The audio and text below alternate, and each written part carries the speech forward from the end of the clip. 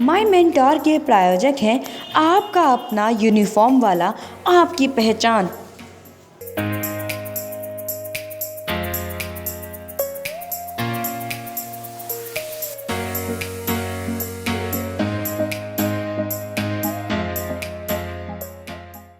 आपसे ही सीखा, आपसे ही जाना, आप ही को हमने गुरु है माना।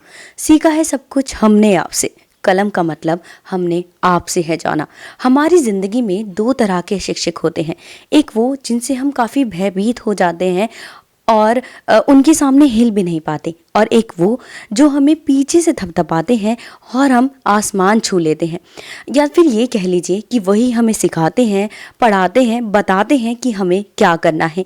आज हमारे खास कार्यक्रम में माय मेंटोर में मैं हूँ आपके साथ सोनू शर्मा, और हमारे साथ हैं डॉक्टर CP मिश्रा जी, जो प्रूडेंस स्कूल के डायरेक्टर और प्रिंसिपल हैं। आइए स्वागत करते हैं उनका। सर, स्वागत है आपका हमारे खास कार्यक्रम में। सबसे पहले मैं बात प्रूडेंस स्कूल की ही करना चाहूँगी। सर, टॉप स्कूलों में जाना जाता है इस स्कूल को, यहाँ तक लाने में कितना संघर्ष करना पड़ा है स्कूल के संघर्ष की अगर हम बात करें तो सभी विद्यालय एक ही समान होते हैं जी।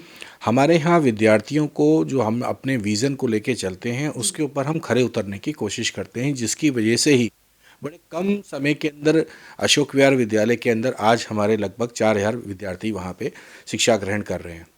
और 2006 से जो आज की तक की जर्नी है उसमें हमने बच्चों को एक चीज़ को और जो टीचर्स को हमने सिखाया कि हम उनको एजुकेट करें, जिससे वो कुछ इनोवेट करें और कुछ ना कुछ अपने भविष्य को क्रिएट करें। यही हमारा विज़न और यही हमारा मेन मोटो भी है। और इसी की वजह से आज हमारे प्रूडेंस के विद्यार्थी न केवल सिर्फ देश के लिए, विदेशों में भी हमारे विद्यार्थी काफ़ी सफल क्षेत्रों पे विद्यमान हैं। सर, बात करें गुरु की, तो एक गुरु भी एक टाइम पर छात्र होता है। हम आपके उन पलों के बारे में जानना चाहेंगे जब आप एक छात्र थे। मैं जब छात्र था, और आज भी मैं अपने आप को छात्र ही समझता हूँ। अगर विद्यार्थी जीवन काल को हम देखें तो हर सपना ही एक सभी का विद्यार्थी काल का सबसे ज़्यादा होता है, जो कभी भी जीवन में भूल नहीं पाता, चाहे वो किसी भी क्षेत्र में पहुंच जाए। आज रतनलाल टाटा जी भी एक जिस जगह पहुंचे हुए हैं, या मुकेश अंबानी जी भी पहुंचे हुए हैं, वो भी आज के एक जगत में किसी भी क्षेत्र में छात्र हैं। कह सकते हैं कि हम अपने आप को छात्र जब नहीं मानते तब तक हम अपने आप में निखार नहीं ला सकते, अपने आप के अंदर इम्प्रूवमेंट नहीं ला सकते। आपने कहावत सुनी होगी कि एक मिट्टी की मूर्ति बनाया करता था बच्चा, और उसके पिताजी हमेशा सराहा करते थे। अपने बच्चे को उसने सिखाया तो पिताजी की मूर्ति 50-60 रुपए की बिक जाती थी, बच्चे की मूर्ति 2-3 रुपए की बिकती थी। माँ बाप ने बार बार उसको, पिताजी ने उसके प्रोत्साहन दिया, वो मूर्ति 20 रुपए तक बिकने लगी। और मूर्ति एक दिन ऐसा भी हुआ, उसमें इतना निखार आया कि वो 100 रुपए तक पहुँच गई, और पिताजी की मूर्ति वही 50-60 रुपए की थी। विद्यार्थी मैं कहूँगा उस छात्र को अपने पिताजी से पूछा कि आप, मेरी मूर्ति आपकी मूर्ति से 2 गुना बिक रही है, तब भी आप मेरे इसमें कमियां निकालते रहते हैं, तब भी आप मुझे ये कहते हैं। तो उस दिन पिताजी ने कहा कि आज तुम्हारी शिक्षा पूरी होती है, क्योंकि अब आपके अंदर इम्प्रूवमेंट नहीं है।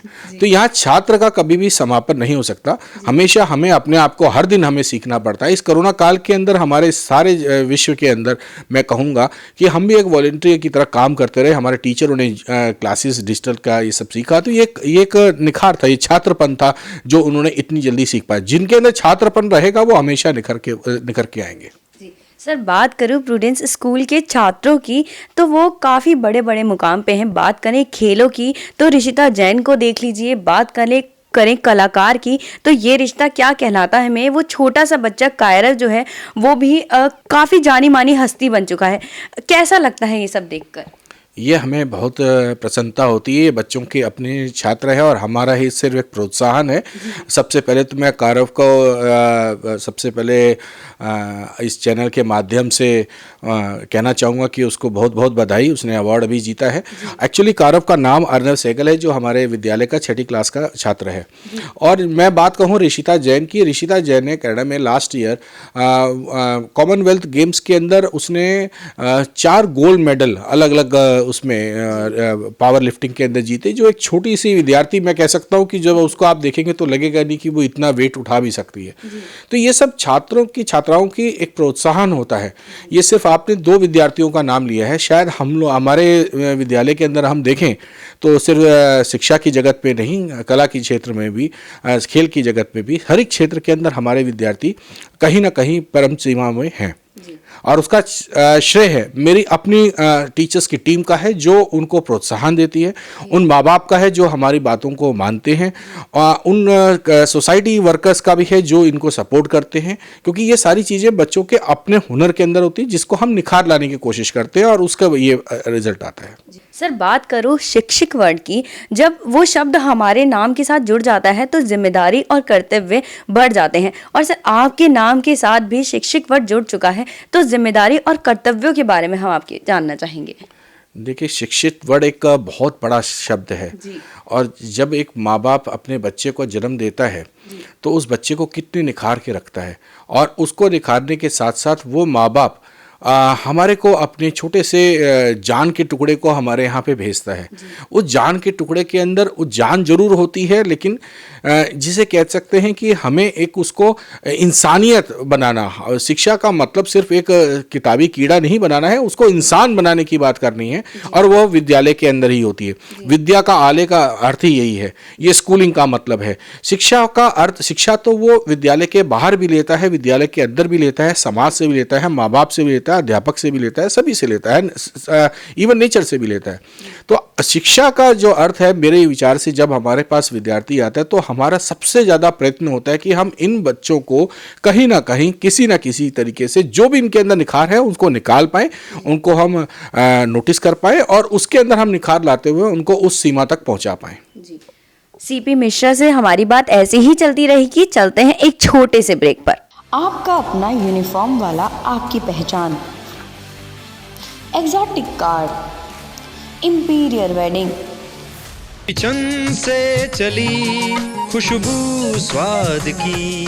मेरी जान, तूने तो दाल मखनी चपनी जान पा दी। ए राजमा भी तो चखो जी। ओ बोटी, चन्नू चाट मसाला तो ले आ, उसके बिना तो खाना अधूरा है जी। चना मसाला हो या शाही पनीर मसाला, अपने देश का मसाला है जी। अपना देश, अपने मसाले, भारत मसाले, भारत ब्रांड मसाले, दिल्ली। कुशल गृहिणियों की पहली पसंद।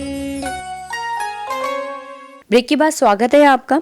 डॉक्टर मिश्रा जी, अब मैं आपसे ये जानना चाहूँगी, जैसे हमारा कार्यक्रम है माय मेंटर, तो आपके लिए आपके मेंटर कौन होंगे? मेरे मेंटर सारे वो शिक्षक जिन्होंने मुझे नर्सरी से लेके कॉलेज लेवल तक की पढ़ाई कराई। मैं आज भी अपने अमरनाथ सर को याद करता हूँ, जिन्होंने मुझे अकाउंटेंसी पढ़ाई। आज भी मैं नज़मा मैडम को याद करता हूँ, जिन्होंने मुझे इंग्लिश पढ़ाई। मैं आज भी अपने नर्सरी टीचर पूनम मैडम को याद करता हूँ, जिन्होंने मुझे नर्सरी क्लास में मुझे उंगली पकड़ के पढ़ाया। उनको याद करना, उनका सम्मान करना, और आज भी मैं अपने शिक्षक दिवस पे अमरनाथ सर से बात करता हूँ, हालांकि वो रिटायर हो गए हैं। पूनम मैडम इस समय दुनिया में नहीं है, नज़मा मैडम जरूर है, हमारी बातचीत होती है, दोनों सर और मैडम रिटायर हो चुके हैं, लेकिन आज की तारीख में हमें शिक्षकों से अपना आज भी बात करके मुझे सबसे ज़्यादा ये कह सकता हूँ कि मुझे बड़ा उत्साह मिलता है, हौसला मिलता है, प्रोत्साहन मिलता है। जी सर, बात करूँ कंपटीशन की, तो दिन पर दिन कंपटीशन बढ़ता जा रहा है, लेकिन मौका उसी बच्चे को मिलता है जो फर्स्ट डिवीज़न पर आता है। लेकिन कहीं ना कहीं वो थर्ड और सेकंड डिवीज़न वाला बच्चे का कॉन्फिडेंस लेवल है जो वो लो हो जाता है, क्योंकि वो आगे नहीं बढ़ पाता। तो आप उन बच्चों को क्या शिक्षा देना चाहेंगे जिससे उनका कॉन्फिडेंस लेवल जो है वो एनी टाइम बना रहे? आपने बहुत सही सवाल पूछा, बहुत सटीक सवाल पूछा। जब विद्यार्थी विद्यालय में एडमिशन लेता है तो उसका कहीं पर भी कंपटीशन के बेस पे नहीं होता, उसकी कॉम्पिटेंसी बेस के ऊपर हम लेके चलते हैं।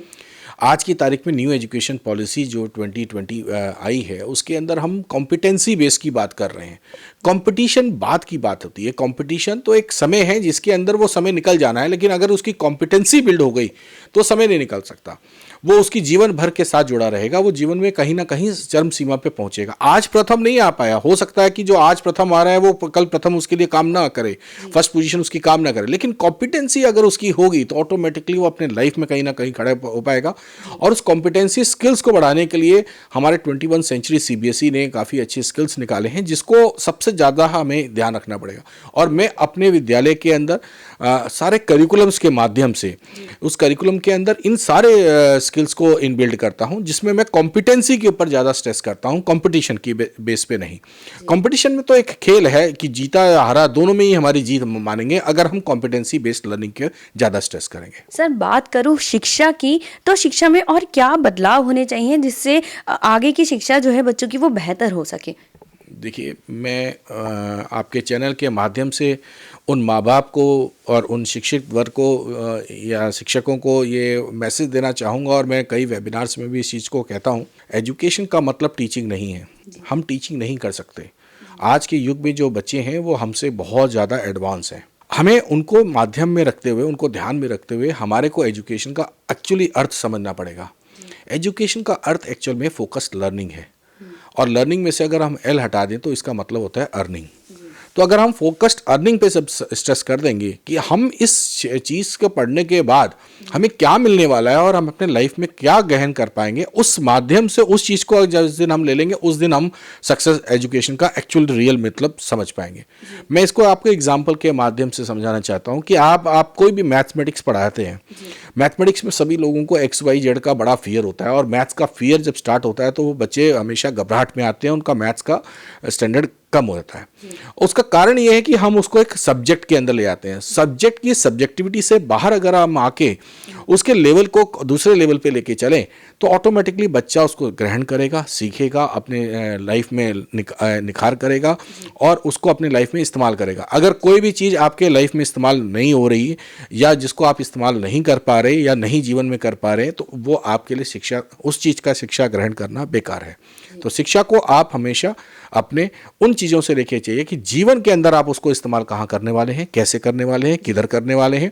जब ये प्रश्नों का उत्तर बच्चे को मिल जाएगा और शिक्षक उस चीज़ को सही तरीके से बता पाएगा अपने लर्निंग आउटकम्स के माध्यम से, तो ऑब्वियसली कि वो बच्चा अपने अपने कहीं ना कहीं उनके माँ बाप, उनका समाज उन बच्चों को उस सीमा तक पहुँचा पाएगा।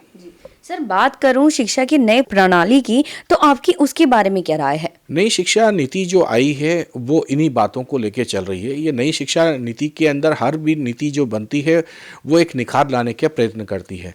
जब भी कोई चीज़ होती है उसके अंदर हर 5 या 6 साल के बाद आप जब देखेंगे कि बच्चों का मेंटल डेवलपमेंट अलग चेंज कर रहा है। अगर आप मोबाइल फ़ोन के अंदर हर चीज़ के अंदर 6 महीने के बाद या 1 साल के बाद या 5 साल के बाद उसमें चेंजेस नहीं करेंगे तो वो मोबाइल आपका ओल्ड टेक्नोलॉजी बेस्ड हो जाएगा। यहाँ पे टेक्नोलॉजी है, इसलिए नीति है, मोबाइल वही है, उसके फंक्शंस वही हैं, आप वही फोन कॉल सुन रहे हैं, वही सब सिस्टम है, लेकिन उसका पेडागोजिकल स्किल है। नई शिक्षा नीति की बात करूं तो यहाँ पे हमारे को 5 चीज़ों को सबसे ज़्यादा स्ट्रेस किया जाता है। वो 5 चीज़ों के अंदर सबसे पहले जो ज़्यादा मैं कहूँगा इसमें कि इसमें हमारा पेडागोजिकल स्किल बदल गया है। पढ़ाने के तरीके को हमें बदलना है, हमें अपने लर्निंग स्किल्स को बढ़ाना है, हमें क्रिएटिव लर्निंग लानी है, हमें कॉम्पिटेंसी लेवल को लेके चलना है, हमें बेसिकली बच्चों को प्रॉब्लम सॉल्वर बनाना है। वो अपने आप में प्रॉब्लम सॉल्व करें, वो किसी के माध्यम के द्वारा ना करें।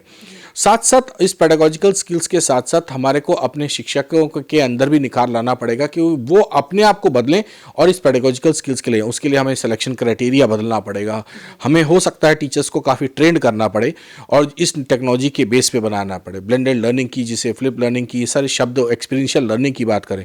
शिक्षा बोझ ना बने, शिक्षा एक जॉयफुल लर्निंग हो, इंटीग्रेशन ऑफ सब्जेक्ट्स हो, सारे विषयों से निकल के सारे आर्ट इंटीग्रेशन की बात हो रही है, स्पोर्ट्स इंटीग्रेशन की बात हो रही है, सब्जेक्ट इंटीग्रेशन की बात हो रही है। जब मैं आपको साइंस शब्द कहता हूं तो आपको बड़ा अजीब सा लगता है, अच्छा साइंस पढ़ा रहे हैं हम, और साइंस से शायद आपको फियर हो, अब जब मैं आपको कहूँ प्लांट के बारे में कि इतने वर्ष पुराना पेड़ है जिसमें ये इतने दिनों से सूरज की रोशनी मिलती है और ऐसे मिलती है, ये इतिहास से इतने दिनों से ले रहा है, तो आपका इतिहास का रुचि बन जाते। तो हमें किस तरीके से उस चीज़ को कहाँ इंटीग्रेट करना है, बच्चे को जो सब्जेक्ट का फियर है वो हटके विषय के अंदर से हटके उसके कंटेंट पे आ जाएगा, तो ऑटोमेटिकली वो बच्चा ले पाएगा। और यही शिक्षा नीति के ऊपर सबसे ज़्यादा फ्रेस किया जा रहा है। एक इसमें शिक्षा नीति के अंदर एक और है कि हम इसमें बच्चे का स्किल डेवलपमेंट की बात कर रहे हैं। स्किल ऑलरेडी है लेकिन उसको और डेवलप करना है। डेवलपिंग और डेवलपमेंट दोनों में फ़र्क है। जब डेवलप कैसे होगा, जब हम उसके ऊपर ज़्यादा स्ट्रेस कर पाएंगे। तो इस शिक्षा नीति को मैं कहूँगा, बहुत सराहूँगा कि ये शिक्षा नीति बहुत ही आने वाले समय पे बदलाव लाने वाली है, जिससे बच्चे जॉब को ढूंढे नहीं। मैं हमेशा कहता हूँ जॉब क्रिएटर बनिए, जॉब सर्चर ना बनिए। आप अपने अंदर जॉब निकालिए। इतने आप पिछले 10 वर्षों में देख रहे होंगे कि कई ओयो और ये इतने सारे लैब्स बने और इतने सारे लोगों ने अपने स्टार्टअप्स किए हैं। ये स्टार्टअप्स क्या हैं? ये स्टार्टअप्स ये सारे के सारे नए थॉट प्रोसेस हैं। तो मैं तो शिक्षा नीति को बहुत मानता हूँ और इसके अंदर मैं ये कह सकता हूँ कि आने वाले समय में हमारे विद्यार्थी जॉब नए सर्च करने के बजाय जॉब क्रिएट करेंगे और वो जॉब बनाएंगे और हमारे भारत की इकोनॉमी को कहीं ना कहीं एक विश्व गुरु दोबारा बनाएंगे। सर, बात करूं एजुकेशन की, उसका स्तर तो बढ़ता ही जा रहा है, साथ ही जनरेशन गैप भी बढ़ता जा रहा है। देखा जाता है कि आजकल बच्चे माता पिता को अपने से ज़्यादा स्मार्ट समझते हैं, ज़्यादा समझदार समझते हैं कि नहीं, माता पिता को तो कुछ नहीं आता है, हमें उनसे ज़्यादा आता है। और कहीं ना कहीं वो बिहेवियर बहुत गलत हो जाता है बच्चों को लेकर। तो इसको हम क्या समझे, जनरेशन गैप या फिर शिक्षा में कोई कमी आती जा रही है? देखिए, इस पे शिक्षा के अंदर कमी नहीं कहूँगा। यहाँ पर जब आप किसी विद्यार्थी को फोकस की जगह फोर्स करेंगे, दोनों में फ़र्क है, फोकस्ड और फोर्स। जब विद्यार्थी पर किसी चीज़ का दबाव डालेंगे तो उस दबाव का नतीजा कुछ और होगा। वो दबाव एक सहन तक होती है, उस सहन के बाद वो ब्लास्ट होती है। जब बच्चे के ऊपर आप आज का बच्चा जो है, वो विद्यार्थी जो है, वो टेक्नोलॉजी बेस्ड है। टीचर को बच्चों से हर दिन एक नई चीज़ सीखने को मिलती है। आपने देखा होगा इस डिजिटल वर्ल्ड के अंदर बच्चे सबसे ज़्यादा एक्सपर्ट थे। बच्चों को किसी ने गाइडेंस नहीं दी और बच्चे ने फटाफट जूम क्लासेस में अटेंड किया, सब कुछ टेक्नोलॉजी दी, सारी बदमाशियाँ भी की, सारी जॉयफुल लर्निंग भी की और सब कुछ किया। तो वो बच्चे जो हैं वो एक्सपर्ट हैं। उन बच्चों की एक्सपर्टाइज को हमें देखते हुए उनके जो पावर है, जो उनका स्किल है, जो उनकी एनर्जी है, उसको डाइवर्ट करना पड़ता है। यही हमारे शिक्षा के अंदर हम शिक्षकों को, अपने शिक्षक मित्रों को भी यही कहते हैं कि आप अपने इस जो टैलेंट है बच्चे का, उसको डाइवर्ट करने की कोशिश करिए पॉजिटिव वे में। तो इसको जनरेशन गैप तो मैं नहीं कहूँगा, जनरेशन गैप इसको बंद करना पड़ेगा। जहाँ पर विद्यार्थी के ऊपर आप फोर्स करेंगे, अपने बच्चों के ऊपर फोर्स करेंगे, मैं हर एक माँ बाप से कहना चाहूँगा कि आप बच्चे को दबाव ना दें, बच्चों से सीखने की बात करें। आप किसी बच्चे से सीखने की बात करें, छोटे बच्चे से आप कुछ कहते हैं, बच्चा आपको हल्का सा थप्पड़ सा मार रहा होता है और आप उससे लर्निंग करते हैं, हंस रहे होते हैं, उस समय आप उसको सीखने की बात कर रहे होते हैं, उसको सिखा रहे होते हैं कि कितनी जोर से लगना होता है, किससे, क्योंकि वो सीख रहा होता है और उस समय आप उसको एंजॉय करते हैं। यही बात अगर थोड़ा सा ऊपर हो जाए बात कि बच्चे से गलती से थप्पड़ लग गया तो आपको मम्मी पापा को थप्पड़ मार दिया, तो वहां पे वो गलत स्टेप में चले जाता है, क्योंकि आपने उसकी लर्निंग पहले बनाई नहीं कि कहाँ तक उसको किस तरीके से खेलना है। तो ये जो डिफरेंस है बच्चे के बीच में ये। और दूसरी बात है कि आधुनिकरण का मतलब ये नहीं है कि हम अपने बच्चों को पूरा का पूरा फ्रीडम दे दें, उनको बैरियर्स बताना सीखना। मोबाइल फ़ोन है, अभी हम लोगों ने भी देखा है कि विदेशों के अंदर सभी लोग विद्यालयों के अंदर मोबाइल फ़ोन लेके आते हैं, क्योंकि वहाँ पे उनको डू एंड डोंट्स का पता है। हमारे यहाँ डोंट्स नहीं बताते, हम डू की बात करते हैं। हम डोंट्स की बात ही ना करें, ये बहुत अच्छी बात है, डोंट्स की बात ना करें, लेकिन उनको पावर दें कि ये डोंट्स के अंदर, वो आग से जब खेलेगा नहीं बच्चा तो तब तक वो बचेगा नहीं, तब तक उसके बाद। तो हमें उन सारी बातों के बारे में बताना होगा कि कहाँ पे, किस जगह जाने पे, कैसे जाने पे, क्या चीज़ आपके होगा। उन चीज़ों के साथ अगर हम मम्मी पापा और उसके विद्यार्थी और अपने फ्रेंड सर्किल में और इन चीज़ों को डिस्कस करेंगे तो ऑटोमेटिकली ये बच्चों का जनरेशन गैप बिल्कुल नहीं होगा। और मैं इसको जनरेशन गैप नहीं मानता, इसमें कहीं ना कहीं हमारे स्किल्स के अंदर कमी है जिसको हमें डेवलप करना पड़ेगा। जी सर, बात करो स्कूल में ऐसी कौन कौन सी एक्टिविटीज़ होनी चाहिए जिससे छात्रों का मानसिक और सामाजिक विकास हो सके? मैं तो हर एक विषय के अंदर मैं मान के चलूँगा स्पोर्ट्स के थ्रू किया जाए, आर्ट के थ्रू किया जाए, खेल खेल में अगर पढ़ाया जाए तो शायद ज़िंदगी भर आप याद रखेंगे। आपको ध्यान होगा ट्रिग्नोमेट्री में पंडित भोला प्रसाद आज भी आपको याद होगा। तो आप वो पंडित भोला प्रसाद इसलिए याद रहा होगा क्योंकि आपको वो खेल खेल में सिखाया गया कि पंडित भोला प्रसाद है क्या। लेकिन आपके हिंदी टीचर ने सिखाया होगा कर्ता ने कर्म को करण से कहाँ इस्तेमाल करना है, शायद आप वो भूल चुके होंगे। आपको एक्स और वाई का अर्थ नहीं समझ आ रहा होगा, आपको अभी अनुप्रास अलंकार का समझ नहीं आ रहा होगा, आपको डेबिट और क्रेडिट का समझ नहीं आ रहा होगा क्योंकि उन चीज़ों को आपने फन वे में लिया ही नहीं। आप जब सब्जेक्ट से निकल के एंजॉयमेंट मोड पे करेंगे तो आपको ऑटोमेटिकली कुछ ना कुछ याद होगा कि उन टीचरों ने मुझे गाने के माध्यम से, उन टीचरों ने मुझे स्टेप्स के माध्यम से, आप डांस से स्टेप सीखिए। तभी सीबीएसई ने इस काफ़ी ज़्यादा स्ट्रेस किया है कि आप आर्ट इंटीग्रेशन करिए, सब्जेक्ट इंटीग्रेशन करिए, जॉयफुल लर्निंग की बात करिए, हैप्पीनेस करिकुलम की बात करिए। बच्चा जब खुश रहेगा तो वो सीखेगा, तभी उसका मानसिक विकास होगा, तभी उसका शारीरिक विकास होगा, तभी वो अपने डिज़ाइन थिंकिंग कर पाएगा। डिज़ाइन थिंकिंग का मतलब वो थॉट प्रोसेस अपना नया बना पाएगा। जिस दिन ये थॉट प्रोसेस बनाना शुरू कर देगा, ऑब्वियसली वो कहीं ना कहीं हमारे भारतवर्ष को कहीं ना कहीं एक विश्व गुरु दोबारा बना पाएगा। सर, आखिर में अपने चैनल और स्पेशली महिला दर्शकों के लिए आपसे संदेश चाहेंगे। मैं आपके चैनल के माध्यम से ये कहना चाहूँगा, ये सबसे बड़ी अच्छी आपकी पहल है वुमेन एम्पावरमेंट के लिए। और वुमेन एम्पावरमेंट के लिए मुझे अच्छी तरह ध्यान है, मैंने कई वेबिनार्स में आपके इसमें वेबिनार्स में मैं इन बातों को कहता हूँ। शिक्षा का जो वुमेन्स का एम्पावरमेंट है उसमें कई तरीके से, जैसे भारतीय विद्यापीठ के अंदर भी हर साल एक वेबिनार होता है। मैं हर वर्ष लगभग मैं हर वर्ष उसके कार्यक्रम में सेलीन होता हूँ, कई यूनिवर्सिटीज़ के उसके अंदर भी होता हूँ।